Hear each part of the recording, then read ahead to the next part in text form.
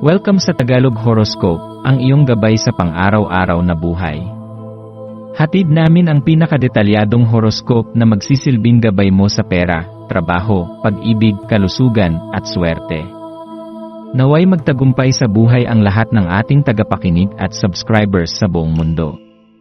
Maraming salamat sa pag-subscribe at tanggapin ang siksik, liglig, at umaapaw na biyayang hatid ng Tagalog Horoscope.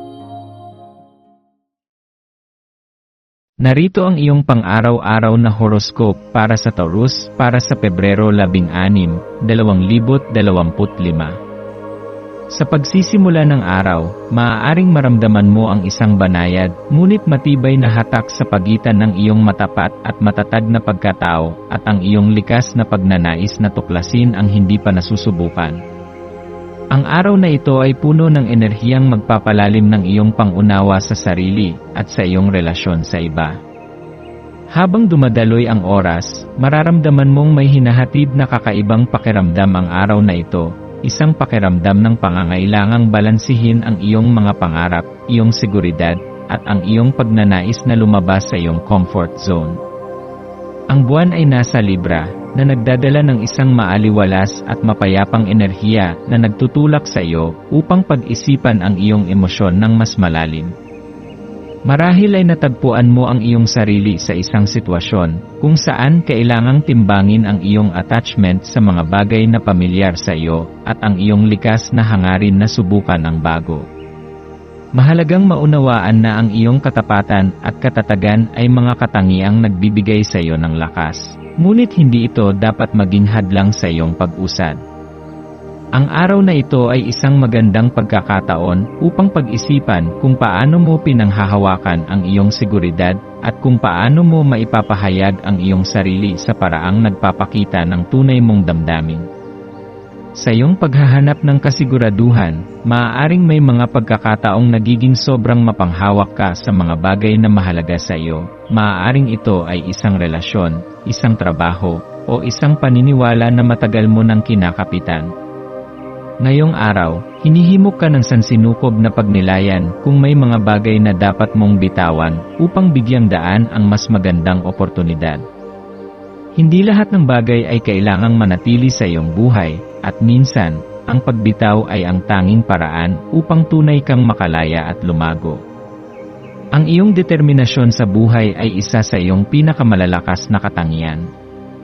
Ikaw ay isang tao na kapag may gustong makamit, hindi sumusuko hanggat hindi naaabot ang layunin. Ngunit ngayong araw, inaanyayahan ka ng kalawakan na hindi lang mag-focus sa tagumpay kundi bigyan din ng pansin ang mga relasyong bumubuo sa iyong mundo. Ang Libra ay isang tanda ng balanse at harmonya, at ang enerhiya nito ay nagtuturo sa iyo na ang tunay na tagumpay ay hindi lamang nasusukat sa material na bagay kundi pati na rin sa kalidad ng iyong pakikipag-ugnayan sa iba. Ang pagiging bukas sa pakikinig at pag-unawa ay magdadala sa iyo ng mas malalim na koneksyon sa iyong mga mahal sa buhay, sa iyong mga kaibigan, at maging sa iyong mga kasamahan sa trabaho. Ang araw na ito ay maaaring magdala ng mga pagbabago na hindi mo inaasahan. Huwag kang matakot sa mga ito, sapagkat ang bawat pagbabago ay may kaakibat na pagkakataong matuto at lumago. Kung may mga desisyong kailangan mong gawin, sundin ang iyong puso, ngunit gamitin din ang iyong talino at karanasan upang timbangin ang lahat ng posibilidad. Ikaw ay isang maingat na tao, at ang iyong kakayahang suriin ang bawat anggulo ng isang sitwasyon ay isang mahalagang kasangkapan upang maiwasan ang mga pagsisisi sa hinaharap.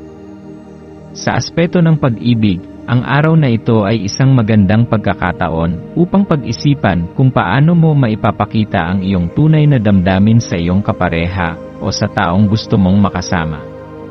Kung ikaw ay nasa isang relasyon, maaaring maramdaman mong kailangan mong bigyan ng mas maraming oras at atensyon ang iyong minamahal.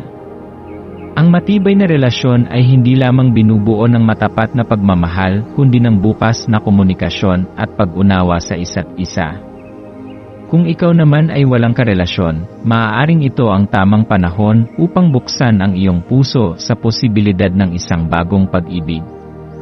Huwag mong hayaang hadlangan ka ng takot sa pagbabago. Minsan, Ang pinakamasasayang sandali ay nangyayari kapag hinayaan mong dalhin ka ng buhay sa hindi mo inaasahan. Sa larangan ng trabaho at pinansyal, ngayon ang tamang oras upang pag-isipan ang iyong mga plano. Maaaring may mga oportunidad na paparating sa iyo, ngunit kailangan mong maging maingat sa pagpili ng tamang direksyon. Ang iyong sipag at tiyaga ay magbubunga ng magagandang resulta, kaya ipagpatuloy mo lang ang pagsusumikap.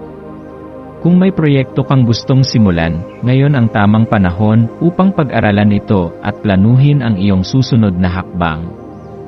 Tandaan na ang tagumpay ay hindi palaging nakukuha sa isang iglap. Ang tunay na tagumpay ay bunga ng mahabang panahon ng pagsisikap at dedikasyon. Ang iyong maswerteng kulay ngayong araw ay berde. Ang pagsusuot ng kulay berdeng damit o paggamit ng bagay na may ganitong kulay ay maaaring magbigay sa iyo ng pakiramdam ng kapanatagan at kasaganaan. Ang mga numerong magdadala ng swerte sa iyo ay 7, 11 at 22. Isang maswerteng gawain na maaaring gawin ngayong araw ay ang paglalaan ng oras para sa sarili.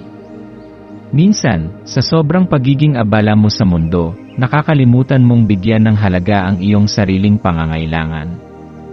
Subukang gumawa ng isang bagay na nagpapasaya sa iyo, tulad ng pagbabasa ng isang magandang libro, pakikinig sa musika, o paglalakad sa isang lugar na tahimik at puno ng kalikasan.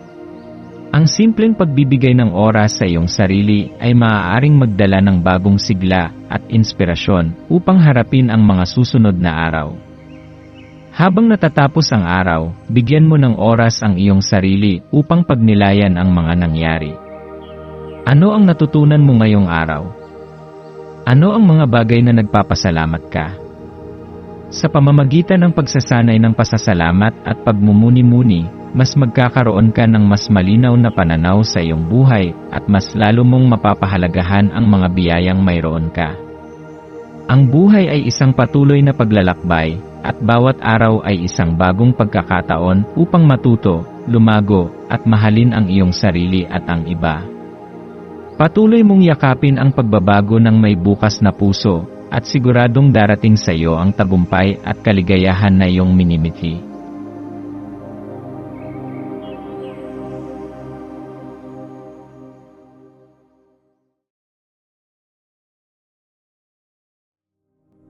Tayo ay magkaroon ng kaunting sandali upang ipagdasal ang lahat ng mga dalangin ng ating mga subscribers, na sana'y matamo nila ang kanilang mga pinapangarap sa buhay, magandang trabaho, mabuting kalusugan, payapa at masayang pamumuhay, at siksik, liglig at umaapaw na biyaya at kayamanan.